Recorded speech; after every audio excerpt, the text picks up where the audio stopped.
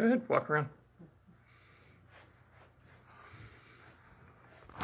That's one furry parrot, man. They molted, but the bottoms of the feathers didn't fall out, so they like feathers shedded. So even and by the way, they sit on my shoulder backwards. Doesn't smell nice.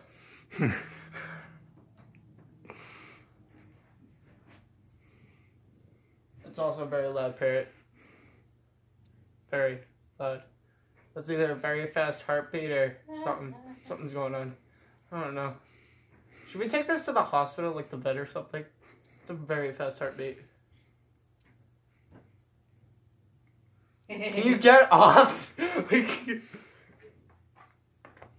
she's attached. Can you let go, please? Can you please let go? Hey, honey. You should put your hood on. Adam's telling me some of the Chinese food. Crab this rib ravioli. Wait, ribs, ravioli, meat sticks too. It's delicious.